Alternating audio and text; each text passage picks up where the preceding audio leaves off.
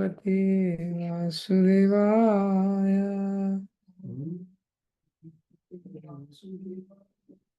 ओम नमो भगवते वासुदेवाय। ओम नमो भगवते वासुदेवाय। ओम नमो भगवते वासुदेवाय। ओम नमो भगवते वासुदेवाय। नारायणं नमस्कृत्यं नरं चैव नरोत्तमं देवीं सरस्वतीं व्यासं ततो जयमुदीरये।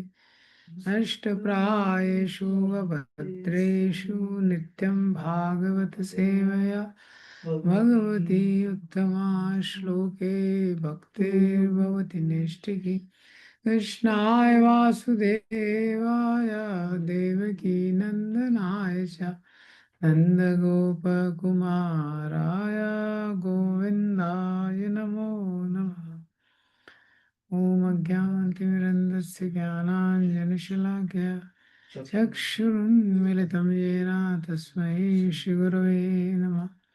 श्रीचैतन्यमनोभीष्टं स्थापितं येन भूतले स्वयं रूपकदा मह्यं ददाति स्वपदान्तिकम्। वन्देऽहं श्रीगुरो श्रीयुतापदकमलं श्रीगुरून् विष्णुवांश श्रीरूपं साग्रजातं सहगना रघुनाथान्वितं तं सजीवं सावधूतं सावधूतं परिजनासहितं कृष्णचैतन्यदेवं श्री राधा कृष्ण पादान् सहगना ललिता श्री विशाखान्वितांश्च नमो विष्णुपादाय कृष्णपृष्ठाय भूतले श्रीमते भक्तिवेदान्त स्वामीति नामिने। नमस्ते सरस्वते देवे गौरवाणी प्रचारिणे निर्विशेष शून्यवादी पाश्चात्यदेशतारिणे। ओमावदन्याय कृष्ण प्रेम प्रदायते कृष्णाय कृष्ण चैतन्य नामिने गौरतुषे नमः।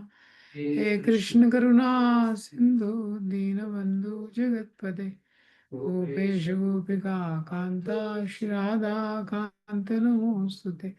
तप्त कांचन गौरांगी श्री राधे वृंदावनेश्वरी वानुसुते देवी प्रणमामि हरि। वाञ्छाकल्पतरुभ्यश्च कृपा सिन्धुभ्यैव च पतितानां पावनेभ्यो वैष्णवेभ्यो नमो नमः।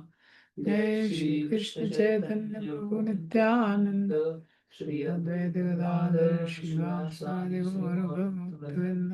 हरे कृष्णा कृष्ण कृष्ण हरे हरे हरे राम राम राम।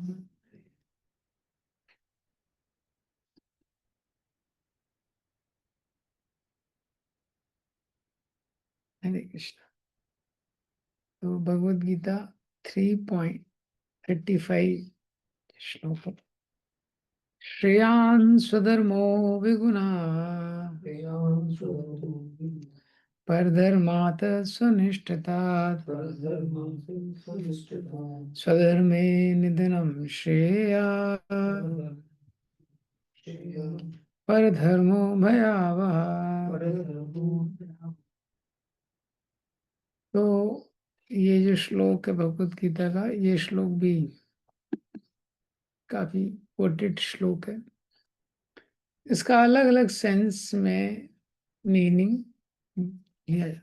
पर धर्म भयावह, स्पेशली ये जो लास्ट इसका फ्रेज है। कई बार रिलीजन के कन्वर्जन में भी इसको यूज करते हैं कई बार, लेकिन उस सेंस में भगवान ने यहाँ पे बोला नहीं। हाँ, जैसे कोई दूसरे धर्म में चला गया तो उसको बोलते हैं पर धर्म भयावह। हाँ, तुम वापस अपने धर्म में आओ, लेकिन ये उस सेंस में नहीं बोला है। विशेषकर वर्णाश्रम धर्म के सेंस में श्लोक बोला गया। भगवान अर्जुन को बोल रहे हैं कोई ब्राह्मण है तो उसको ब्राह्मण का कर्तव्य करना चाहिए क्षत्रिय की जगह, कोई क्षत्रिय है तो उसको क्षत्रिय का कर्तव्य करना चाहिए। अर्जुन का जो प्रश्न था, जैसे पहले अध्याय में अर्जुन ने जो 5 कारण दिए और एक उसमें से था कि मुझे सिंफुल रिएक्शन लगेगा, तो भगवान ने बताया है कि तुमको बेस्ट कैसे कर्म करना चाहिए जिससे तुम संसार सिंफुल रिएक्शन भी नहीं लगेगा, तुम कर्म करना चाहिए, कर्म योग में लगना चाहिए। तो कर्म योग में लगोगे तो इससे जो गलत डिजायर है वो भी रेगुलेट होगी, और निष्काम रूप से कर्म करोगे तुमको कोई रिएक्शन भी नहीं लगेगा। ये, और विशेषकर तुम क्षत्रिय हो तो क्षत्रिय के ही कार्य में लगना चाहिए। श्रेयान स्वधर्मो विगुणा, श्रेयान स्वधर्मो विगुणा। यहाँ भगवान बता रहे हैं कि तुम्हारे लिए श्रेष्ठ है स्वधर्म का पालन करना। हम्म? विगुणा, ये शब्द का भी एक्सप्लेनेशन आएगा। स्वधर्म के पालन करने में, जो तुम्हारा स्वधर्म है उसका पालन करने में इम्परफेक्टली भी होता है लेकिन वो अच्छा है। पर धर्म स्व अनुष्ठितात, और दूसरे का धर्म पर धर्म स्वनिष्ठितात, यानी परफेक्टली भी तुम कर रहे हो दूसरे का धर्म, ये उसमें दोष है। स्वधर्म निधने श्रेया, स्वधर्म में अगर तुम्हारा निधन भी हो गया, यानी तुम मर भी गए, एक्सट्रीम बता रहे हैं, स्वधर्म करने में हो सकता है कुछ प्रॉब्लम प्रॉब्लम हो, कुछ कष्ट हो, यहाँ भगवान बोल रहे तुम मर भी गए, निधन भी हो गया, तो भी श्रेयस्कर है। पर धर्म भयावह, दूसरे का धर्म करना ये भयावह है। हम्म। तो क्या भगवान यहाँ पे बोलना चाह रहे हैं? ओवरऑल भगवान यहाँ पे क्या बोलना चाह रहे हैं? क्या बोलना चाह रहे हैं? ये हिंदू मुस्लिम धर्म की बात हो रही है क्या, कि जो व्यक्ति जिस धर्म का है, उसको वही धर्म रहना चाहिए, हाँ, और दूसरे के धर्म में नहीं जाना चाहिए। यहाँ उसकी बात नहीं हो रही। या कौन से धर्म की, या एग्जैक्टली सोल के धर्म की बात हो रही है क्या? सोल के धर्म की भी एग्जैक्टली बात यहाँ पे नहीं हो रही। यहाँ पे भगवान अर्जुन को क्या बता रहे हैं, जो सधर्म है मतलब जो व्यक्ति की ड्यूटी है उसके स्वभाव के अनुसार। स्वधर्म here refers to duty according to ones nature. ये नेचर मतलब साइकोफिजिकल नेचर, स्वभाव के अनुसार उसकी जो ड्यूटी है, ऐसी जो ऐसा कर्तव्य करना चाहिए, नेचुरल डिस्पोजिशन से कनेक्ट करता है। तो धर्म स्वधर्म ये दो अलग अलग वर्ड है इन जनरल। हाँ, तो यहाँ पे ये स्पिरिचुअल सेंस में यूज नहीं हो रहा है। क्यों? क्योंकि स्पिरिचुअल सेंस में तो हम सब लोग आत्मा है, और आत्मा का एक ही धर्म है, भगवान की सेवा में लगना। प्रभुपाद जी ने बहुत सुंदर इसका तात्पर्य दिया है, जिसमें ये चीजें बहुत क्लियर की हैं। बहुत सुंदर प्रभुपाद जी ने ये इसमें एक्सप्लेन किया है। यहाँ पे भगवान अर्जुन को बोल रहे हैं कि हर व्यक्ति का अलग अलग धर्म होता है, वो दूसरे का धर्म नहीं करना चाहिए। हाँ, मतलब यहाँ पे वर्णाश्रम धर्म के सिद्धांत में बोल रहे हैं।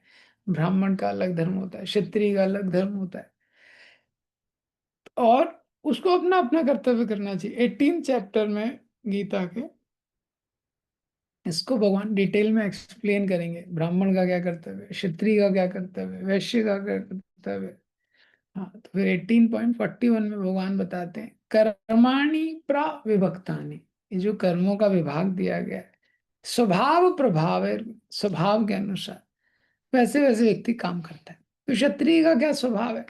क्षत्रिय के लिए बोला गया है कंट्रोल करता है, रक्षा करता है, आश्रय देता है, युद्धे चापी अपलायनम, युद्ध से भागता नहीं है कभी। वो क्षत्रिय है, वो युद्ध से भाग नहीं सकता है। ब्राह्मण का क्वालिटी दिया है क्षमा दमा तपा शौचम, फॉरगिविंग है, अहिंसा, हाँ, शुद्धता, ये ब्राह्मण का क्वालिटी दिया है। यहाँ पे अर्जुन सोच रहा है मैं युद्ध नहीं करूंगा, और मेरे लिए क्या है, युद्ध छोड़ के अगर मैं चला जाऊं तो अच्छा है। पहले ही अध्याय के लास्ट श्लोक में उसने बोला है, 45-46 सेकेंड लास्ट, यदि माम अप्रतीकारम अशस्त्रम शस्त्र पाणे। 5 कारण अर्जुन ने भगवान को दिए। उसके बाद अर्जुन ने बोला भगवान यदि माम अप्रतीकारम, अगर मैं बिना प्रतिकार के, अशस्त्रम, बिना शस्त्र उठाए, हाँ, अगर मैं रहता हूँ, धात राष्ट्र रणे हंतुम, धात राष्ट्र मतलब धृतराष्ट्र के पुत्रों द्वारा युद्ध में अगर मेरी मृत्यु हो जाती है, तन्मे क्षेम तरम भवेत, तो वही मेरे लिए श्रेयस्कर है, वो मेरे लिए प्रेफरेबल है, मैं युद्ध नहीं करना चाहता। ये अर्जुन ने बोला। तो मैं शस्त्र नहीं उठाऊंगा, युद्ध नहीं करूंगा। ये तो ब्राह्मण का स्वभाव रहता है, डिटैच रहता है, वो शस्त्र ज्यादातर नहीं उठाएगा।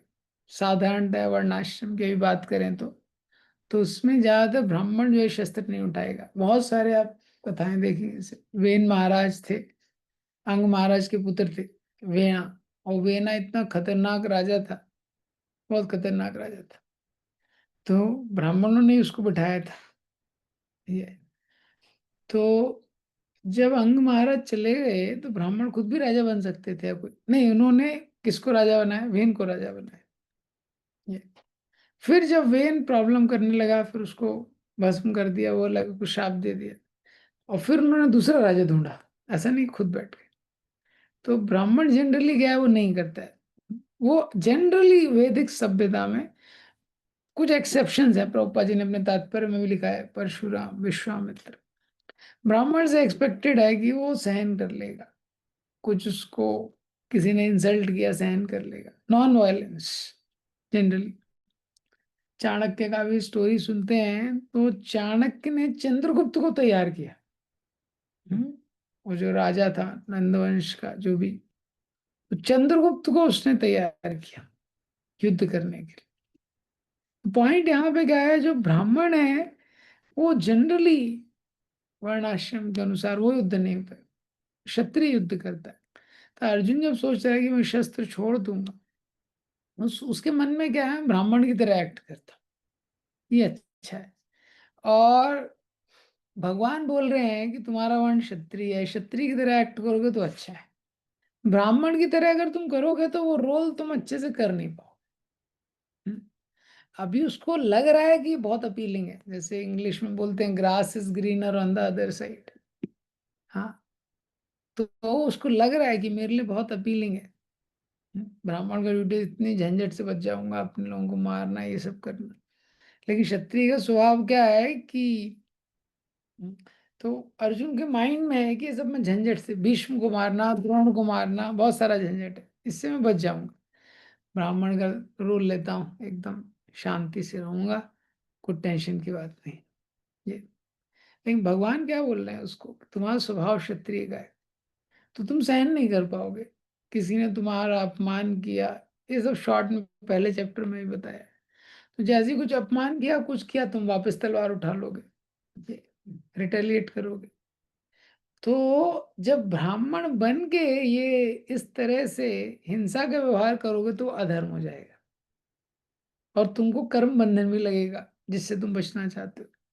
ये अभी लेकिन क्षत्रिय के अकॉर्डिंग तुम धर्म युद्ध में लगोगे तो वही चीज धर्म है, और उसमें तुमको बंधन भी नहीं लगेगा। ये यही श्लोक है जो यहाँ से भगवान 33 जो श्लोक है जिसे बताना शुरू करें, निग्रह किम करिष्यति, इसमें यही बता रहे हैं जो अपना स्वभाव एक व्यक्ति का रहता है उसके अकॉर्डिंग। तो वर्णाश्रम में वैसा ही उसको धर्म दिया गया था, जिससे स्वभाव को डाउटेल कर पाए। अब इसका मतलब ये नहीं कि उसको हर चीज करने का लाइसेंस है, कुछ भी कर सकता है। हाँ, स्वभाव डाउटेल किया है, वैश्य है, उसकी टेंडेंसी है पैसा कमाने की। ये वो शूद्र है, उसका टेंडेंसी है, उसमें इतना दिमाग नहीं है, बेटर किसी को फॉलो करेगा तो अच्छा है। तो वो टेंडेंसी को कैसे डाउटेल करना है। क्षत्रिय है तो युद्ध करेगा, एडमिनिस्ट्रेशन करेगा, राज्य करेगा, रूल करेगा, लेकिन उसके साथ साथ रिस्पॉन्सिबिलिटीज भी हैं, ऐसा नहीं कि कुछ भी कर सकता है। जो क्षत्रिय है तो वो सम्मान को स्वीकार करता है, एक पावर कंट्रोल को स्वीकार करता है। लेकिन क्षत्रिय से ये भी एक्सपेक्टेड है कि युद्ध में फियरलेस रहना है, मर भी गया लेकिन युद्ध से, युद्ध के लिए धर्म युद्ध में भाग नहीं सकता। ये तो उसके दोनों का कॉम्बिनेशन रहता है, शास्त्र बड़ा बैलेंस है। ये अब जब वर्णाश्रम पूरी तरह से लागू था तब तो इस तरह का सिचुएशन था, लेकिन आज की सोसाइटी में देखते हैं तो ट्रेडिशनल वर्णाश्रम तो है नहीं, कि कौन ब्राह्मण है, क्षत्रिय है, वैश्य है, शुद्ध, सब मिक्सचर है। ये ट्रेडिशनल वर्णाश्रम नहीं है। अब यहाँ पे कुछ चीजें समझने की, इसका प्रैक्टिकल एप्लीकेशन हम लोगों के इसमें क्या है कि स्पेशली जॉब के केस में इसका एक इम्पॉर्टेंट ट्राई करना चाहिए। ऐसे जॉब में या वोकेशनल जो भी प्रोफेशन में व्यक्ति है, कि उसके वर्ण के अप्रोप्रिएट हो, अगर पॉसिबल हो सकता है तो ये, क्योंकि एग्जैक्टली क्या वर्ण है उसको डिटरमाइन करना ही मुश्किल है, कलयुग में वो इतना आसान नहीं। लेकिन ब्रॉडर प्रिंसिपल क्या है कि हर व्यक्ति को देखना चाहिए कि उसमें क्या टैलेंट है, उसका क्या इंटरेस्ट है। ये टैलेंट और इंटरेस्ट का कॉम्बिनेशन ही हमारा वर्ण है, ऐसा समझना चाहिए। तो जब व्यक्ति को समझ में आएगा कि हाँ ये चीज में मैं अच्छा हूँ, ये अच्छे से कर सकता हूँ, हाँ ये चीज में ज्यादा प्रॉपरली कर सकता हूँ, ये, तो ऐसा अगर वो जॉब लेता है या प्रोफेशन लेता है, तो उसकी बहुत सारी जो एनर्जी है वो बच जाती है। हाँ, अगर जस्ट इमिटेट करता है, हाँ, तो क्योंकि जॉब में बहुत सारा टाइम उसका बेसिकली एक जाता है, स्पेशली आज की डेट में। जैसे आज की डेट में क्या है, वो एक ही कोर चीज है, तो उसको अभी कितना प्रैक्टिकल में हो सकता है वो उसको देखना पड़ेगा। कितना प्रैक्टिकल में वो चीज वर्कआउट हो सकती है। तो यहाँ पे भगवान ये सिद्धांत बता रहे हैं, श्रेयान स्वधर्मो विगुणा पर धर्मा स्वनिष्ठितात। श्रेयान स्वधर्मो विगुणा पर धर्म, अन्य का जो धर्म है, हाँ, दूसरे व्यक्ति का धर्म है, तो वर्णाश्रम के अनुसार ब्राह्मण क्षत्रिय वैश्य शूद्र, विगुणा, हो सकता है उसमें विशेष गुण भी हो। बाहर से देखने में कोई जो ब्राह्मण है उसको लग रहा है क्षत्रिय का काम अच्छा है, ये रूल कर रहा है, क्षत्रिय को लग रहा है ब्राह्मण का काम अच्छा है, वैश्य को लग रहा है किसी का ब्राह्मण का काम अच्छा है, ब्राह्मण को लग रहा है वैश्य का काम अच्छा है। हाँ, बाहर से देखने में अच्छा भी लग रहा हो अगर, और ऐसा भी मन में आए कि इसको आराम से पालन किया जा सकता है, भगवान अर्जुन सोच रहे ब्राह्मण वाला काम इजी है, थोड़ा सुगमता से पालन किया जा सकता है, और लग रहा है मन में भी लग रहा है कि इसको कर दिया जाए, इससे सफलता भी प्राप्त होगी। लेकिन क्या है, एंड में वो कल्याण नहीं करेगा। ब्राह्मण क्षत्रिय वैश्य शूद्र के अनुसार जब ये सिद्धांत बताया गया, स्वधर्म पालन जो है उसमें जो कष्ट भी होता है, जो व्यक्ति का जो धर्म है, धर्म पालन में जो भी कष्ट है, वो अगर उसमें कष्ट भी होता है और उसमें अगर कोई दोष भी दिख रहा है, हाँ, अगर उसमें कुछ दोष भी दिख रहा है स्वधर्म के पालन में, उसको सहन करना चाहिए, सुख दुख मान अपमान, हाँ, इस सब को जब व्यक्ति सहन करता है अपने धर्म के पालन के लिए, निष्काम भाव से अपना कर्म करता है, तो वो शुद्ध होता है। और वो जो दुख सहन कर रहा है वो भी एडवांसमेंट का काम करता है। वो कैसा काम करता है? तपस्या का। ब्राह्मण क्षत्रिय वैश्य शूद्र ये सब क्या है? तपस्या का काम करता है।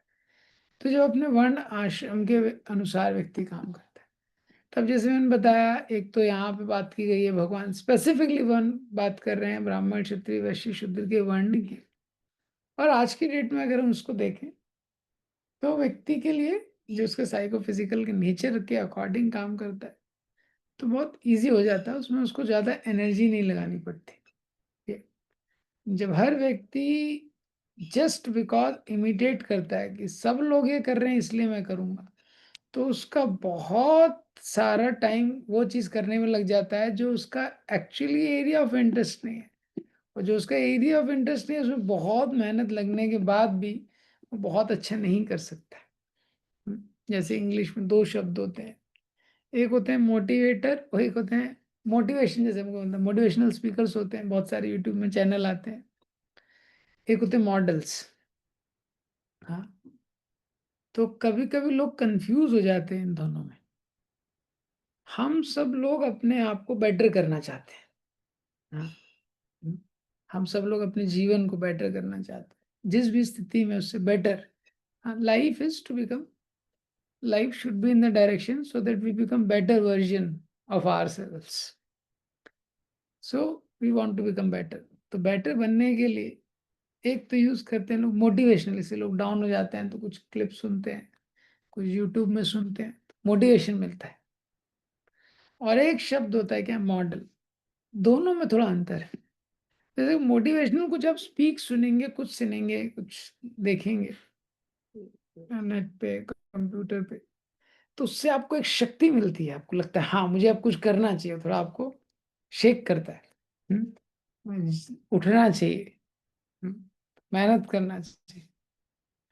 लेकिन जो मॉडल मतलब क्या है, मॉडल मतलब जो हम बनना चाहते हैं, हम फ्यूचर में अपने आप को देख रहे हैं, वो मॉडल है।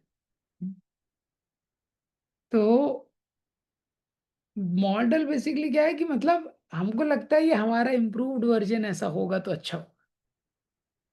लेकिन जो मोटिवेशन है वो जनरल है, जो मोटिवेशन है वो जनरल है, वो आपको एनर्जी देती है। लेकिन जो मॉडल है वो क्या, आप वो बनना चाहते हैं। जैसे अगर कोई गाड़ी चला रहा है तो मोटिवेशन मतलब पेट्रोल का काम करेगा, लेकिन मॉडल मतलब जो डेस्टिनेशन है आपका, जो आप देख रहे हैं कि आप बन, तो वो एक व्यक्ति दोनों काम भी कर सकता है, और कभी कभी वो अलग भी हो सकता है। ये हो सकता है एक ही व्यक्ति हो, उससे मोटिवेशन भी मिल रहा है, वो हमारा मॉडल भी है, ऐसा भी हो सकता है। जैसे कोई व्यक्ति है वो कोचिंग में पढ़ रहा है, कोचिंग में टीचर बहुत अच्छा पढ़ा रहा है, बहुत एक्सपर्ट टीचर है, ये वो मोटिवेट भी करता है स्टूडेंट्स को ना, जिससे स्टूडेंट बेटर स्टूडेंट बने। ये और हो सकता है कुछ स्टूडेंट्स के लिए वो मॉडल भी हो। क्यों? क्योंकि वो भी आगे जाके टीचिंग करना चाहते हैं, वो भी आगे जाके टीचिंग करना चाहते हैं, तो देख रहे हैं अपने आप को कि मैं भी ऐसा टीचर बनूंगा तो अच्छा होगा। लेकिन अगर किसी व्यक्ति का टीचिंग में इंटरेस्ट नहीं, अगर किसी व्यक्ति का टीचिंग में इंटरेस्ट नहीं है, तो वो व्यक्ति मोटिवेटर का काम कर सकता है लेकिन मॉडल का काम नहीं कर सकता। समझ गया अपन? मोटिवेशन का काम कर सकता है, हाँ, लेकिन मॉडल का काम नहीं कर सकता है। तो इसीलिए इसी तरह से हर व्यक्ति को देखना चाहिए कि मेरा क्या टैलेंट है, मेरा क्या इंटरेस्ट है। फिर पेरेंट्स को भी देखना चाहिए बच्चों में क्या टैलेंट है, क्या इंटरेस्ट है, उस फील्ड में उनको एनकरेज करना चाहिए ना, वो कर सकते हैं ये।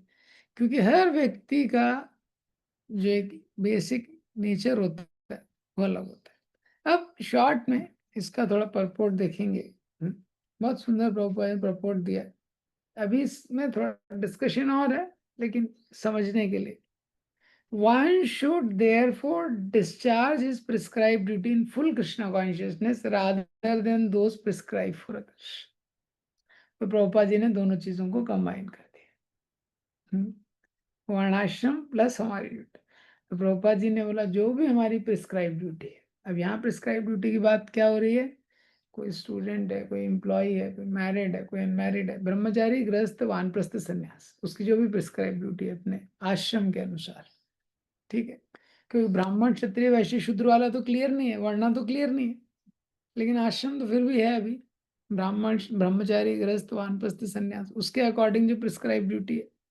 और दूसरा वर्णा का प्रैक्टिकल जो मैंने बताया वो क्या एप्लीकेशन, उसके अकॉर्डिंग सर्विस में लगना नेचर।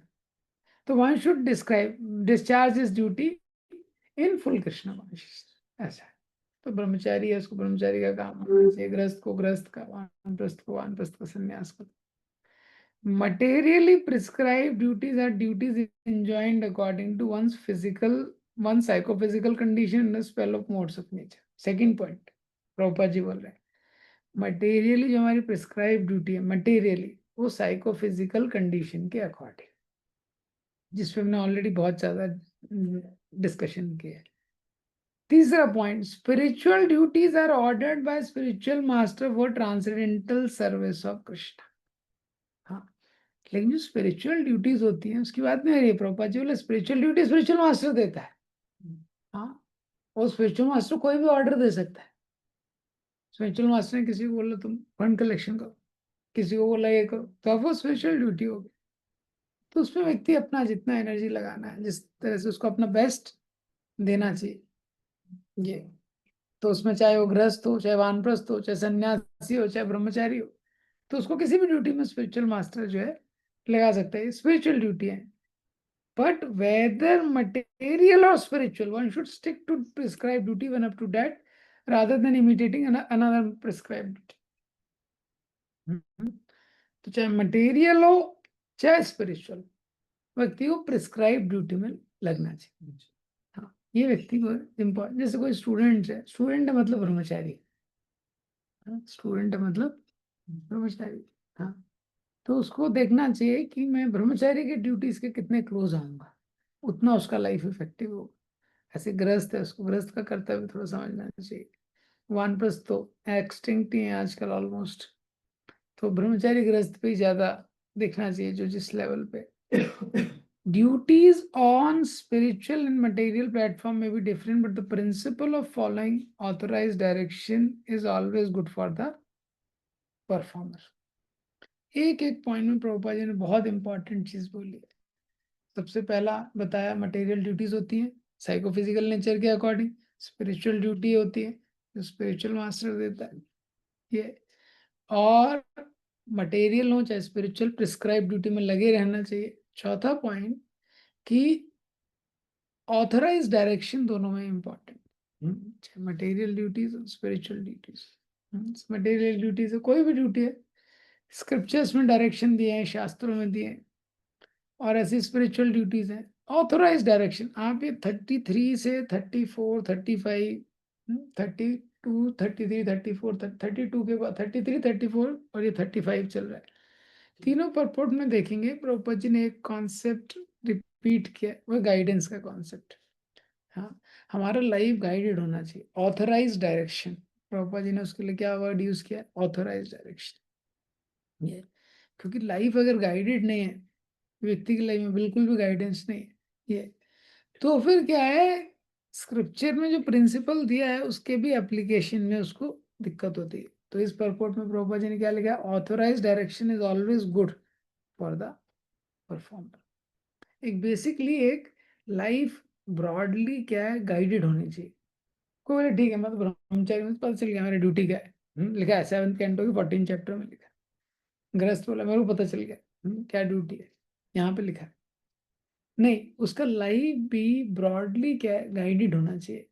क्योंकि प्रिंसिपल लिखे रहते हैं, बहुत सारा डिटेल रहता है, वो डिटेल नहीं लिख सकते, वो इम्पॉसिबल है, क्योंकि प्रिंसिपल तो है फिक्स लेकिन डिटेल अनलिमिटेड है, और डिटेल टाइम प्लेस सर्कमस्टेंसेस के हिसाब से चेंज होता है। तो उसके लिए ये इम्पोर्टेंट है कि गाइडेड हो। When one is under spells of mode of nature, one should follow the prescribed rules for his particular situation and should not imitate others. हाँ, तो इसीलिए एक और चीज यहाँ पे बताई जा रही है कि we should not imitate others. कई बार लगता है कि जैसे मॉडर्न टाइम में हर चीज को इमिटेशन में डाल दिया है, चाहे एजुकेशन हो, चाहे मैन वुमेन का ड्यूटीज हो, कुछ भी हो, व्यक्ति जस्ट इमिटेट करना चाहता है कई बार। तो फिर कई बार नेचर के एकदम अगेंस्ट रहता है, तो उसको बड़ा दिक्कत हो जाता है।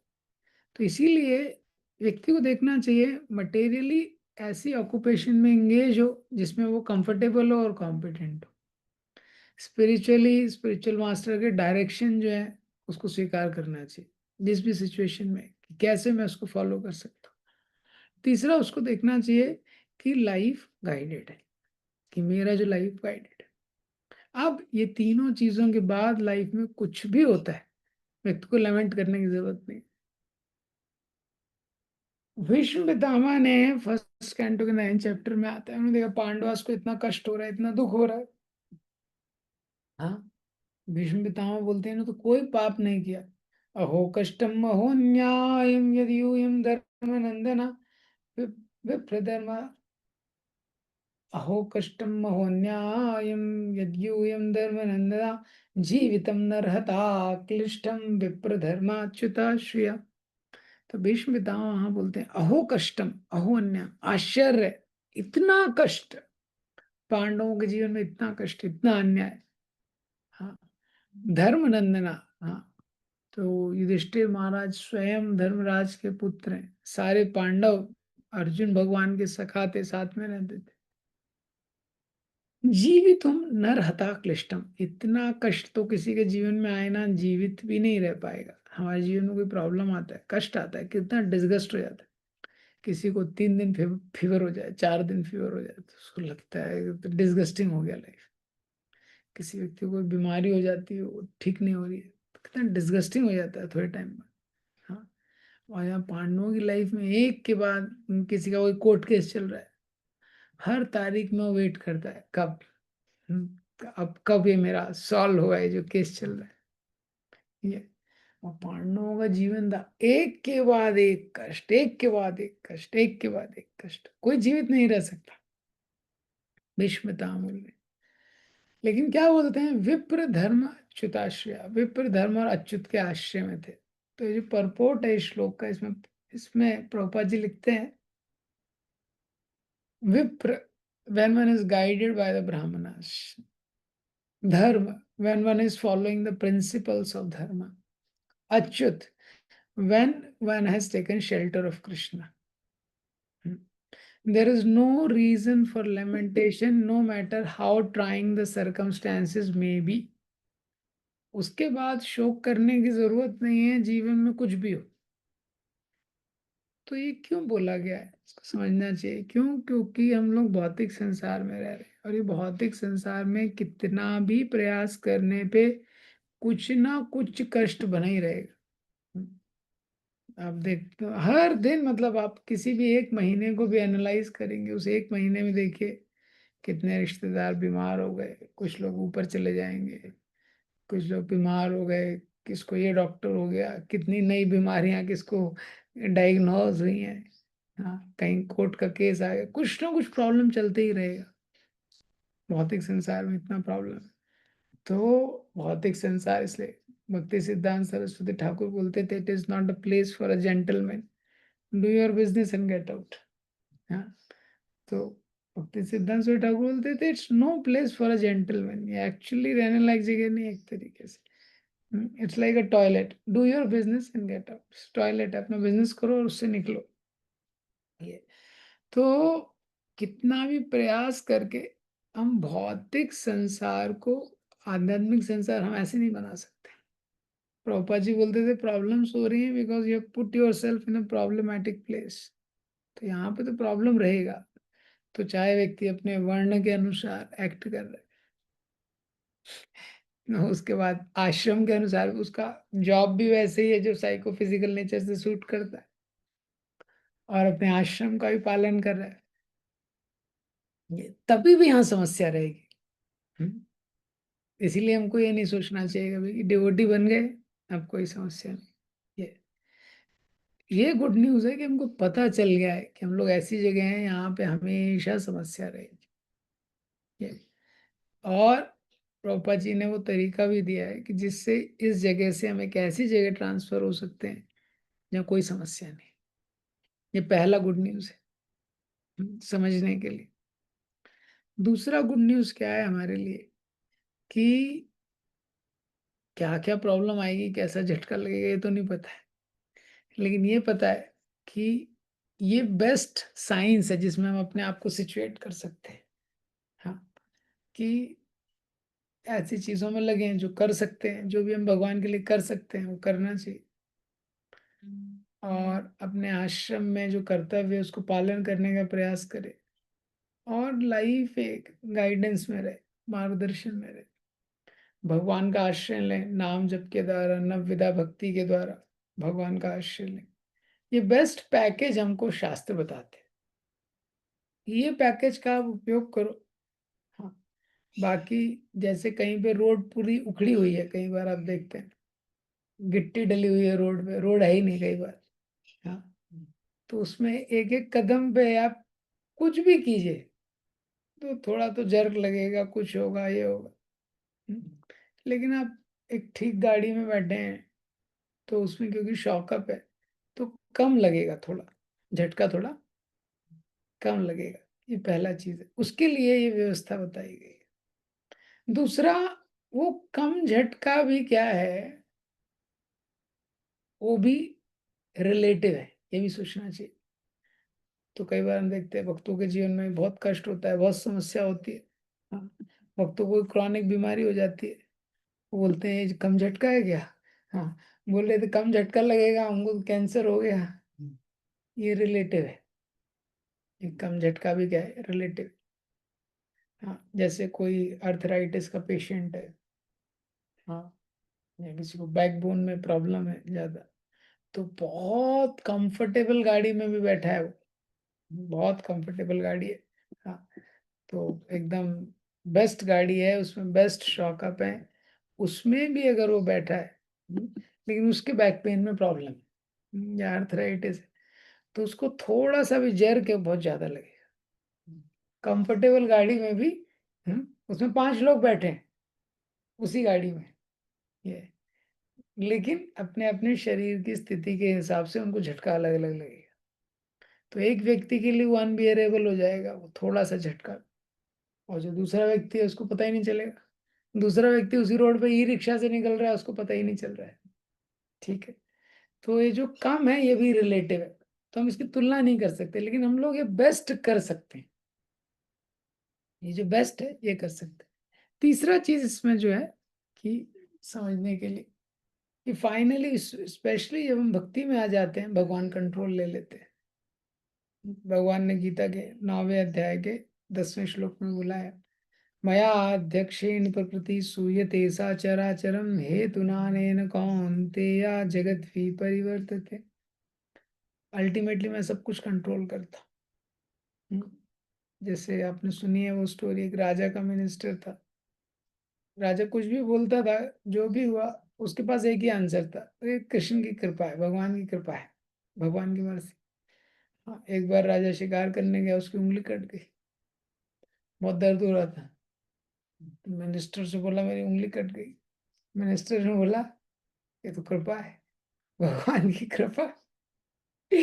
तो राजा एकदम, ऑलरेडी उंगली कटी थी, बहुत उसको क्रोध आ गया, मेरी उंगली कटी है, तुम बोल रहे हो कृपा है, तो मैं तुमको कृपा दिखाता हूँ। तुरंत निकाल देता है उसको, जेल में डाल देता है। दूसरा मिनिस्टर जो था उसके नीचे रैंक वाला, उसका प्रमोशन हो जाता है। वो इससे देश करता था। वो बोलता है राजा को, इसको आपको अच्छे से पनिशमेंट देना चाहिए, हर चीज में कृपा कृपा बोलता है ये। हाँ, आपकी उंगली कट गई, बोल रहा है कृपा है। राजा ने बोला हाँ, इसको अच्छे से पनिशमेंट देंगे। उसके थोड़े समय बाद राजा, अब ये मंत्री रहने लगा हमेशा राजा के साथ। राजा शिकार के लिए एक दिन और जा रहा था जंगल में, ये मंत्री साथ में था।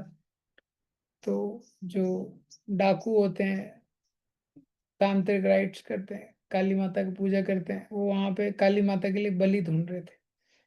तो उन लोगों ने इन दोनों को पकड़ लिया, राजा को और उसके मंत्री को, नए वाले मंत्री को।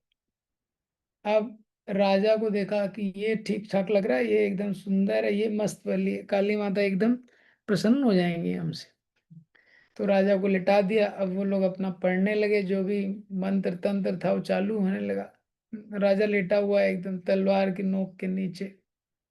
1 घंटे तक वो पढ़ते रहे। 1 घंटे तक पढ़ते रहे, राजा को नहला वहला के एकदम, तिलक विलक लगा के लिटा दिया मारने वाली जगह पे। अब मारने जा रहे थे, इतने में ही सर्वे किया थोड़ा, देखा तो व्यक्ति बोलता है तो अपूर्ण है, ये बलि अपूर्ण है, देवी को नहीं दी जा सकती। बोले क्यों? बोले इसकी उंगली कटी है किसकी। हाँ, बोले उंगली कटी है, बोले हाँ उंगली कटी है तो अपूर्ण बलि है। तो उन्होंने बोला अरे तुम बेकार हो, तुम्हारा दुर्भाग्य, सौभाग्य तुम्हारा खत्म। देवी माँ को अर्पित नहीं करने वाले तुमको, नहीं गया, जाओ तुम। तो राजा को भेज देते, छोड़ देते। फिर सोचते हैं क्या किया जाए, लेकिन मंत्री को चेक करते हैं, मतलब मंत्री की पूरी उंगलियां हैं, उसको लिटाते हैं, बाकी रिचुअल तो हो ही गए थे। फिर राजा वापस जाता है, उसके मन में विचार आता है, मंत्री सही बोल रहा था, आज उंगली नहीं कटी होती तो गला कट जाता। तुरंत मंत्री को दंडवत करता है, जेल में बोलता है आप सही बोल रहे थे, मेरे भगवान की कृपा है। तो मंत्री से बोलता है लेकिन मेरा एक क्वेश्चन है तुमसे, तुमको क्यों जबरदस्ती इस काल कोठरी में, हाँ, ये रहना पड़ा? तुमने तो कुछ गलत नहीं किया था। तो मंत्री ने बोला कि बाबू महाराज, ये भी निश्चित रूप से भगवान की कृपा ही है। क्योंकि यहाँ नहीं रहता तो आपके साथ ही रहता मैं, हंटिंग में। तो ये स्टोरी आपने सुनी है। और ये स्टोरी को और एक्सटेंड करेंगे अगर, अब अगर पूछा जाए कि जो नया मंत्री था उस पे क्या कृपा हुई, उस तो बलि चढ़ गई। हम्म। नहीं, देखिए क्या है, हर व्यक्ति के हिसाब से इसलिए मर्सी भी अलग होती है। हम्म। तो मर्सी को भी ऐसा नहीं सोचना चाहिए कि भगवान की कृपा का फॉर्मेट एक ही रहता है। हम्म। कई बार हम लोग कृपा को इस प्रकार से सोचते हैं कि कृपा मतलब बहुत अनुकूल और बहुत अच्छे से आएगी, कोई प्रॉब्लम नहीं होगा ये। लेकिन कृपा का फॉर्मेट भी भगवान के अनुसार, भगवान को पता है किस व्यक्ति के लिए किस स्थिति में क्या कृपा है। तो राजा के लिए उंगली कटना कृपा है, मंत्री के लिए जेल में जाना कृपा है, और एक मंत्री के लिए उसकी बलि चढ़ गई, वो भी कृपा है। वो कृपा कैसी है, वो हम अभी उसको पूरा फॉर्मेट नहीं समझ सकते, उस कृपा का फॉर्मेट, क्योंकि हमारी बुद्धि सीमित है। हम क्या समझ सकते हैं कि भगवान अल्टीमेट कंट्रोलर, ये समझ सकते हैं ये। तो उनके अनुसार उनकी अध्यक्षता में जो चीजें हैं वो होती हैं। पूरा समझने का प्रयास करेंगे नहीं समझ पाए। हाँ, जैसे जब कोई ऑर्केस्ट्रा बजाता है तो देखिए आप, एक आदमी रहता है जो उसका डायरेक्टर रहता है, वो ऐसे ऐसे हाथ करते रहता है। हम्म, कुछ उसके हाथ में छड़ी रहती है, कुछ रहता है ऐसा ऐसा। तो वायलिन वाले की तरफ देखता है तो वायलिन वाला बजाने लगता है, ट्रम्पेट वाले की तरफ देखता है तो वो बजाने लगता है। हाँ, तो जिसको वो इंडिकेट करता है वो बजाने लगता है। एक तरह से हाथ हिलाता है तो वो स्पीड फास्ट कर देते हैं, दूसरी तरह से हाथ हिलाता है तो स्पीड स्लो कर देते हैं। हाँ, कुछ इंडिकेशन देता है तो बंद कर देते हैं गाना। उसके अनुसार सब चलता है। इसी तरह भगवान के डायरेक्शन में प्रवृत्ति काम करते हैं। स्पेशली जो कर्मी है जिन्होंने भगवान का आश्रय नहीं लिया है, तो वो तो भगवान, वो तो सब ऑटो मोड में चलता है। भगवान ने बोला भाई देखो, भाई महादेवी को बोला इसका कर्मा देखो, हैंडल करो, तो उनके वैसे चलता है। लेकिन डिवोटी के लिए क्या है, भगवान पर्सनली इंटरवीन करते हैं। हाँ, तो भगवान एक तरह का जेस्चर करते हैं, कोई हमारे को ग्लोरीफाई कर देता है, दूसरी तरह का जेस्चर करते हैं, दूसरा व्यक्ति प्योरीफाई कर देता है, ग्लोरीफाई करने की जगह क्रिटिसाइज कर देता है। और कुछ जेस्चर करते हैं व्यक्ति बीमार हो जाता है, दूसरा जेस्चर करते हैं बीमार आदमी भी स्वस्थ हो जाता है। हम्म, एक एक जेस्चर करते हैं बारिश बढ़ जाती है, दूसरा जेस्चर करते हैं ठंड बढ़ जाती है। ये सब किसकी अध्यक्षता में चल रहा है भगवान की। तो जो कर्मी है उसको तो अपने कर्म का रिजल्ट मिलता है तो वो भी भगवान की अध्यक्षता में है, लेकिन इनडायरेक्टली भगवान महादेवी को बोल देते उसको हैंडल करो। लेकिन डिवोटी की लाइफ में कुछ भी होता है वो भगवान पर्सनली ऑर्केस्ट्रेट करते हैं, पर्सनली। अब ये ऑर्केस्ट्रेशन में यही चीज है कि हमको देखना है कि किस प्रकार से हम लोग भगवान का जितना स्मरण कर सकते हैं।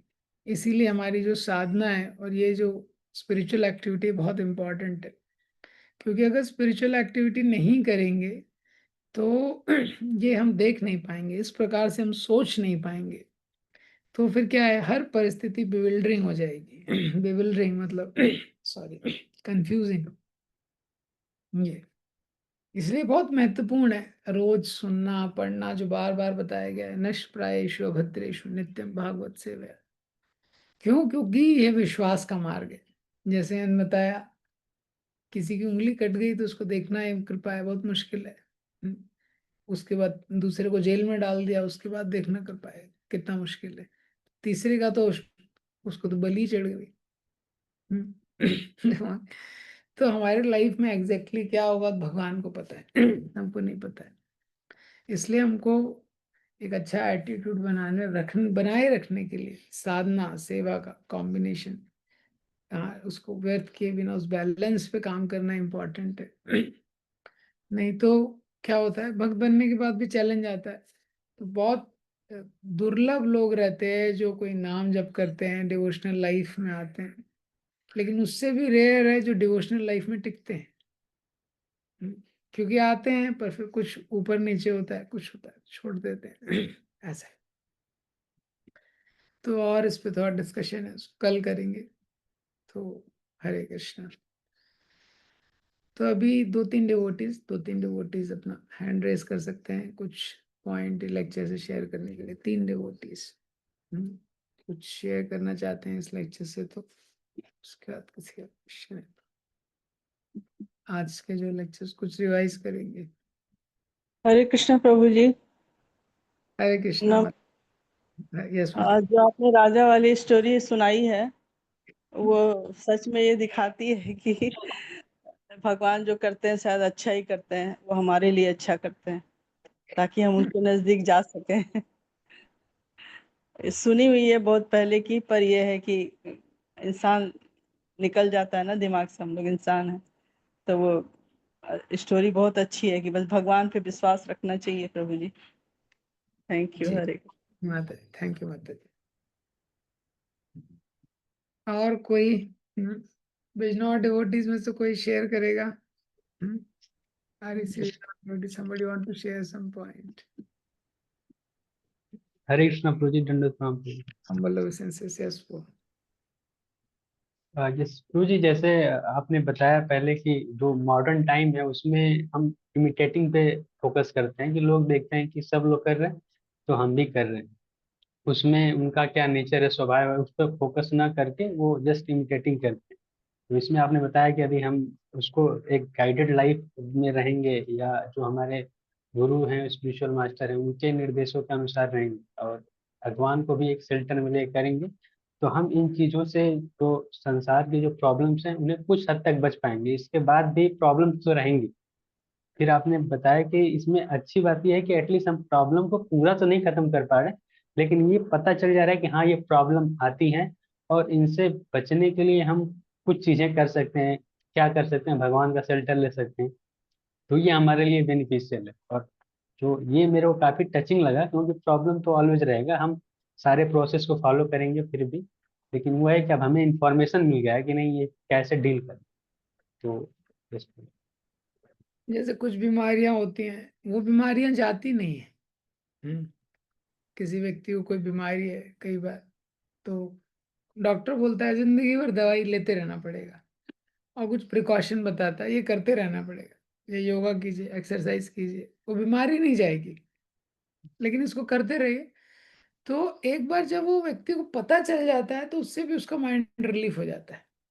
दूसरा अब उसके ऊपर है, अगर वो प्रिकॉशंस को फॉलो करेगा, वो दवाई खाएगा, लाइफस्टाइल लेगा, तो कम प्रॉब्लम होगी। प्रॉब्लम रहेगी, लेकिन वो रिलेटिवली क्या है, प्रॉब्लम थोड़ा हाँ सबसाइड हो जाएगी। Thank you. यस वैभव प्रू। Humble obeisances for you. हाँ मतलब So you were sharing, Prabhuji, today that Arjun was speaking that he wants to, मतलब वो जाना चाहता था, छोड़ के निग्रह करना चाहता था, but Krishna is telling that according to you will not be able to do that because according to your sabhav you have to act. So we can see it according to in our scenario according to our talent and interest, especially if we are choosing or if in our family somebody is choosing the job, we can see that कि कैसे हमारा talent और interest कहाँ पे मिल रहा है, उसको हम डवटेल कर सकते हैं। और जो एक प्रोमिनेंट पॉइंट आपने बोला कि जो पिछले 3 सत्र में कि गाइडेंस का यहाँ पे भगवान ने काफ़ी इम्पोर्टेंस दिया है कि we have to, Prabhupada ji ने भी, कि we have to see that we are acting according to the authorized guidance. So that is also really emphasized here by Prabhupada again and again. And there is no need for lamentation if we are doing with Dharma Achyutashraya. अगर हम guided हैं, devotee से follow कर रहे हैं धर्म के principles को, भगवान का शरण ले रहे हैं, तो फिर उसमें लेमेंटेशन की ज़रूरत नहीं है। तो अजित आत्मा प्रभु ने अच्छे से बताया कि मतलब प्रॉब्लम्स तो रहेंगी but we have to tolerate and see and go head. So Yeah, that's the point. या yes, very very wonderful point. So we should not have, हम लोगों को अनरियलिस्टिक एक्सपेक्टेशन नहीं होनी चाहिए भक्ति करने के बाद भी। हाँ, भक्ति करने के बाद भी ये देखना चाहिए कि संसार में अनरियलिस्टिक एक्सपेक्टेशन नहीं होनी चाहिए। तो हम लोग क्या बेस्ट कर सकते हैं वो हमको करना चाहिए। At the same time material world का नेचर है प्रॉब्लम्स, तो अनरियलिस्टिक एक्सपेक्टेशन नहीं होनी चाहिए हमारी। क्योंकि अनरियलिस्टिक एक्सपेक्टेशन होगी तो बहुत लमेंट करेंगे, ग्रज करेंगे। ये प्रैक्टिकल लाइफ के साथ डील करना है, जो भी हमारी प्रैक्टिकल लाइफ है उसके साथ डील करना है। हाँ, जैसे गोविंद प्रो यूज्ड टू से अस बहुत पहले की, just because you're chanting Hare Krishna does not mean your teeth will get automatically brushed. You have to get up in the morning and brush your teeth. तो practical reality के साथ deal करना है, लेकिन कैसे करना है वो इम्पोर्टेंट है। और at the same time spiritual shelter लेना है, ये बेस्ट हम लोग कर सकते हैं। तो उससे हमारा इफेक्टिव लाइफ और टैलेंट और इंटरेस्ट वाला जो पॉइंट आपने बताया, ये जहाँ मीट करते हैं, ऐसे करेंगे तो बेस्ट कंट्रीब्यूशन दे सकते हैं। तो yes, last, yes yes, Bijnor devotees, somebody wants to share, yes। हरे कृष्ण प्रभु जी, दंडवत प्रणाम। प्रभु बोलो। जी, आज लेक्चर में आपने बताया था कि प्रेस्क्राइब ड्यूटीज के बारे में, कि हाँ, हमें जो हमारी प्रेस्क्राइब ड्यूटीज हैं वही हमें मतलब कि फॉलो करनी चाहिए। जैसे कि प्रभु जी इसमें आप बता रहे थे कि अगर कोई भी अपना ऑक्यूपेशन मतलब कि परस्यू करना चाहता है तो उसके उसको वही परस्यू करना चाहिए जो उसका इंटरेस्ट है। और प्रभु जी इसमें बताया था आपने कि अगर हम अपने धर्म को फॉलो नहीं कर रहे हैं तो हम अधर्मा की तरफ जा रहे हैं। और इसमें आपने ये भी बताया था कि जो मतलब ट्रेडिशनल सोसाइटी है उसमें बहुत ज्यादा कॉम्प्लिकेशंस हैं, लेकिन हम जो हमारा स्वधर्म है अगर हम उसे फॉलो करेंगे तो उसमें थोड़ी बहुत परेशानी आ सकती है, लेकिन वो हमारे लिए बेनिफिशियल होगा। यस, सो ट्राई करना चाहिए बेस्ट कि जहाँ पे भी इंगेज हो रहे हैं वहाँ पे टैलेंट और इंटरेस्ट मीट करे, और तो हमारा बहुत एनर्जी बचेगा, ऐसा है। और अपने धर्म के अनुसार, आश्रम के अनुसार जब हम एक्ट करते हैं, तो स्टूडेंट मतलब ब्रह्मचारी लाइफ है, उसमें जो कष्ट आप लेंगे उस आश्रम को फॉलो करने के लिए आपको प्योरीफाई करेगा। वो जो कष्ट है वो तपस्या में कन्वर्ट हो जाएगा। The pain will become austerity, और ऑस्टेरिटी का नेचर क्या है? प्योरिफिकेशन। यस, विनीता माता जी। हरे कृष्णा प्रभु जी, सादर प्रणाम। श्री प्रभुपाद की जय। प्रभु जी, आप मुझे ये दो चीज बहुत अच्छा लगा जो आपने बताया कि एक मोटिवेशन होता है, एक मॉडल होता है। मोटिवेशन में आपने बताया कि ये जरूरी नहीं है कि डेस्टिनेशन मतलब ये मॉडल उसमें बने, ये सिर्फ हमें एक्टिव होने के लिए, इंस्पायर होने के लिए है, इंस्पिरेशन किसी अपनी अपनी इंटरेस्टिंग फील्ड में आगे आने के लिए है। लेकिन हमारा डेस्टिनेशन जो वो है, आपने बताया कि मॉडल है। मॉडल जैसे आपने टीचर का एग्जाम्पल बताया कि वो उसी फील्ड में है, तो अगर वो मोटिवेशनल में भी आ रहा है लेकिन उसी फील्ड में वो वही उसी में ही अपना आपको मतलब टीचिंग में ही ले रहा है और टीचिंग से ही इंस्पायर होके उसी प्रोफेशन में जा रहा है, तो वो उसका डेस्टिनेशन है। तो जैसे कि इसी तरह से हम कंपेयर अपना स्पिरिचुअल में कर सकते हैं, ये वाला जो आपने समझाया था। और प्रभु जी, कल का एक मुझे बहुत अच्छा लगा था जो आपने बोला था स्पिरिचुअल शॉपिंग का। तो बहुत अच्छा लगा था कि मतलब हमें इसको शॉपिंग की तरह नहीं रखना चाहिए, जैसे मटेरियल शॉपिंग की तरह कि हम इसको यहाँ से सुने वहां से सुने हर जगह से सुने। तो वो चीज बहुत मतलब दिमाग में चल रही है हमेशा कि ये बहुत ध्यान देने की चीज है, क्योंकि इससे हम बच सकते हैं, तभी हमारा ध्यान, हमारा फोकस एक श्री प्रभुपाद जी के या कृष्णा कॉन्शियसनेस में आगे बढ़ सकता है। थैंक यू प्रभु जी। हरे कृष्ण। Thank you. हरे कृष्ण। किसी को क्वेश्चन है? Correction. यस, हरे कृष्णा प्रभु जी। मेरा प्रभु जी छोटे से दो प्रश्न। हाँ, हैबिट डाल लो हाथ उठाने की, अजितात्मा करो। हाँ बोलो। सॉरी प्रभु जी। तो बोलो। प्रभु जी मेरा कुछ अंडरस्टैंडिंग में सही से समझ नहीं पा रहा था जो वर्णाश्रम में था। तो उसमें जैसे आप बताए कि यदि कोई अपने वर्ण के अकॉर्डिंग कुछ एक्ट कर रहा है लेकिन वो उसको सही से नहीं पालन कर रहा है, फिर भी उसको टॉलरेट करना चाहिए। तो मेरा उसमें ये मतलब समझने में प्रॉब्लम आ रहा था कि फिर ऐसा हो सकता है कि उसने सही स्वभाव ही चूज ना किया हो, उसको प्रॉब्लम आ रहा है। तो ये भी उसके माइंड में आ सकता है कि मैं टॉलरेट इतना कर रहा हूँ, इसका मतलब मैंने सही चीज सेलेक्ट नहीं किया है। तो उस केस में कैसे उसको वो समझे? इसीलिए देखिए क्या है, इसीलिए गाइडेंस, जैसे आप डिटेल में आते हैं ना, डिटेल के लिए कोई जनरल प्रिंसिपल नहीं रहता, इसीलिए गाइडेंस का रोल आता है। हाँ, हाँ, इसीलिए गाइडेंस के रोल को हटा नहीं सकते। उसको आप जब कंबाइन करते हैं गाइडेंस को प्रिंसिपल के साथ, तब एप्लीकेशन समझ में आता है कैसे करना है। क्योंकि जैसे सिद्धांत है, लेकिन अभी सिद्धांत को अपनाने में व्यक्ति इंडिविजुअल है, उसका थॉट प्रोसेस इंडिविजुअल है, उसका बैकग्राउंड इंडिविजुअल है। ये तो वो भी हो सकता है जो आप बोल रहे हैं कि चाहे वर्ण हो चाहे आश्रम हो सकता है उसने चॉइस ही गलत की हो। ये इसलिए तो गाइडेंस है। और वर्ण तो कंफ्यूजिंग है कलयुग में। वर्ण क्या है, कंफ्यूजिंग है। पहले स्पिरिचुअल मास्टर बताता था, और स्पिरिचुअल मास्टर शिष्य के साथ ही रहता था, ऐसा है। और सोसाइटी में भी वर्णाश्रम संस्कार आदि थे, तब सब चला गया है ना। तो अब सडनली अब परफेक्ट नहीं है, तो कंफ्यूजिंग चीज है। तो वर्ण इसलिए मैंने बताया, वर्ण मतलब टैलेंट और इंटरेस्ट व्यक्ति को अपना खुद देखना पड़ेगा, ऐसा है। बाकी आश्रम की ड्यूटीज क्लियर है, लेकिन उसमें भी एप्लीकेशन में गाइडेंस है। Okay, yes Prabhu, thank you. Yes Satya Prakash Prabhu. Yes, Guruji. Thank you so much, Guruji, for this wonderful class. एक क्वेश्चन था प्रभु जी, जैसे इसी वाले श्लोक में परपट में प्रभुपाद ने बोला है कि बट विदर मटेरियल और spiritual one should stick to his prescribed duties even up to death. So प्रभु जी, इस पे एक डाउट था कि जैसे हम लोग देखते हैं इस्कॉन में या फिर इस्कॉन में ही, जैसे कि एक रिटायरमेंट होता है मटेरियल लाइफ का, and after that retirement one should engage ourselves fully to the Krishna consciousness. Correct. So in that case थोड़ा ये क्लियर नहीं हो पा रहा है इस पॉइंट को कि कैसे हम इसको आगे लेके चलें। हाँ, तो अच्छा पॉइंट है आपका। प्रभुपाद जी ने लिखा प्रिस्क्राइब ड्यूटी को डेथ तक फॉलो करना है। अभी दो तरह का प्रिस्क्राइब ड्यूटी है। प्रभुपाद जी ने परपोर्ट में बताया मटेरियल और स्पिरिचुअल। हाँ, इसको भी परपोर्ट भी हमने पूरा डिस्कस नहीं किया, उसमें कुछ और पॉइंट है।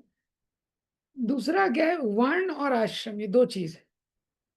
हाँ, तो वर्ण क्या है, साइकोफिजिकल नेचर। हाँ, वर्ण क्या है, साइकोफिजिकल नेचर। तो ब्राह्मण का ब्राह्मण का रहेगा, क्षत्रिय का क्षत्रिय का रहेगा, वैश्य का वैश्य का रहेगा, शूद्र का शूद्र का रहेगा। तो साइकोफिजिकल नेचर चेंज नहीं होता है जनरली। आश्रम, लेकिन जहाँ बात हुई है छोड़ना है, तो आश्रम को भी फॉलो करना है। जैसे कोई ब्रह्मचारी आश्रम है, नेक्स्ट आश्रम में जाएगा, गृहस्थ आश्रम, उसका ड्यूटी चेंज हो गया, प्रिस्क्राइब ड्यूटी फॉलो करेगा, लेकिन उसमें ट्रांजिशन होगा। अब गृहस्थ के बाद कोई वन्यास वानप्रस्थ हो गया, तो वानप्रस्थ का प्रिस्क्राइब ड्यूटी है, उसको फॉलो करना है। वानप्रस्थ का सन्यासी हो गया, सन्यासी का प्रिस्क्राइब ड्यूटी है। तो टिल डेथ उसको प्रिस्क्राइब ड्यूटी तो फॉलो करना है। समझ रहे हैं आप, पॉइंट समझ रहे हैं। प्रिस्क्राइब ड्यूटी में चेंज होगा आश्रम के अकॉर्डिंग, जो प्रिस्क्राइब ड्यूटी है जब आश्रम की बात होती है। हाँ, वर्ण उसका जो साइकोफिजिकल नेचर है वो तो वही रहेगा, लेकिन उसके जो प्रिस्क्राइब ड्यूटी आश्रम के अकॉर्डिंग उसमें चेंज होगा। तो वो प्रिस्क्राइब ड्यूटी उसको डेथ तक फॉलो करनी है बेसिकली, जिस भी आश्रम में। ये नहीं तो ब्रह्मचारी का ड्यूटी भी फॉलो नहीं कर रहा है, गृहस्थ का भी, वानप्रस्थ का भी, सन्यासी का भी, तो प्रॉब्लम है। क्योंकि आश्रम का मतलब स्पिरिचुअल शेल्टर, फिर वो स्पिरिचुअल शेल्टर के बिना हो गया तो ये unhealthy situation. Understood, understood this point. Thank you. yes Anita।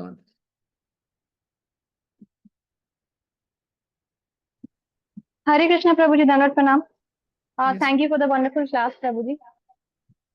My question is that आपने बताया कि हमको अपने प्रोपेंसिटी के हिसाब से काम करना चाहिए, तो हम उसको फिगर आउट कैसे करेंगे? You said it is guidance, so it reminded me of an incident when I was really young. तो मेरे एक रिलेटिव हैं, वो पढ़ाई में बिल्कुल अच्छे नहीं थे, तो उनके पापा उनको काउंसलिंग ले जाके कराए किसी काउंसलर से, and somehow the counsellor figured out what he is good at, and eventually he became like the topper of the class, and he was studying outside, but he started doing really really well in his career. Now also he's doing extremely well in his career. तो वो तो मैंने realize किया कि what we are actually paying for now is a part of our Vedic system only. Now just that people are making money out of it, but this is something very very inherent and very very intelligent system. तो हमको जब guidance की बात आप कर रहे हैं कि हमको गाइडेंस में डिसाइड करना चाहिए, तो अभी कोई मैकेनिज्म है ऐसा जिसमें कि हम जान सके अपनी प्रोपेंसिटी क्या है, क्योंकि पहले तो गुरु के साथ रहते थे शिष्य, अब तो ऐसा है नहीं. So how do we get to know about us, especially, Mataji, how do they get to know? Because men still have little more access to guidance, and in terms of, accompaniment, they have more access to senior people. How do we also get to know about our nature so that we can serve in the best manner?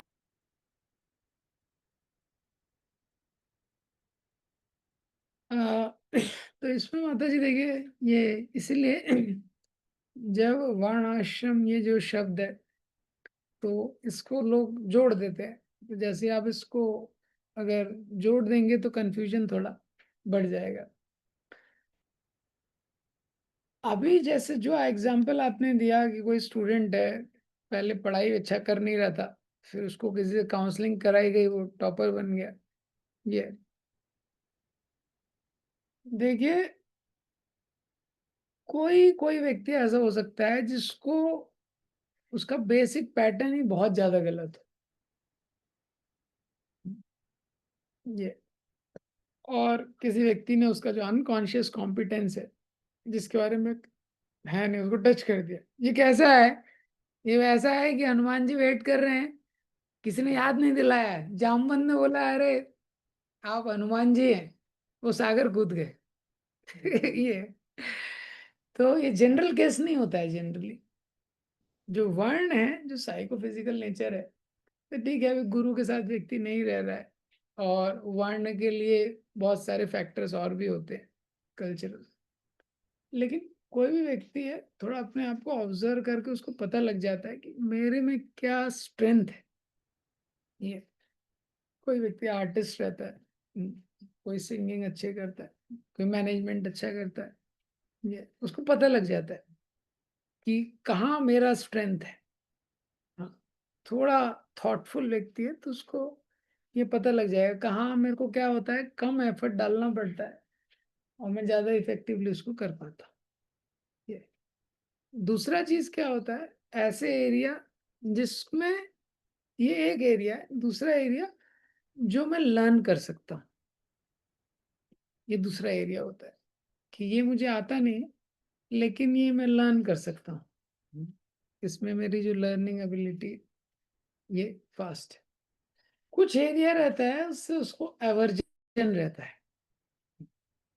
तो उस area में उसको बहुत, जैसे कोई व्यक्ति होता है उसको बिल्कुल भी मैनेजमेंट उसको जमता ही नहीं, बिल्कुल नहीं जमता है। वो बोला प्रभु जी आप मुझे बता दो, बर्तन धोने बताओ, धोते रहूंगा। अभी आपने बोला है 5 लोगों को हैंडल करके ये कोऑर्डिनेट कर लो, ये नहीं होगा बस। 5 लोग कैसे बोलूंगा प्रभु जी, कैसे करूंगा, किसी के लिए बहुत अनईजी रहता है। तो ये जो लास्ट वाला पैरामीटर है, जो बहुत एवर्जन वाला पैरामीटर, इसको अवॉइड करना चाहिए। ये लास्ट वाला है जो बहुत ही अनईजी हो रहा है उसके लिए, ऐसा है। अब प्रभुपाद जी ने परपोर्ट में जो लिखा है, ये भी अगर कोई शिष्य है और स्पिरिचुअल मास्टर कोई बोल दे तो उसको फिर भी ट्राई करना चाहिए, ये भी ट्राई करना चाहिए।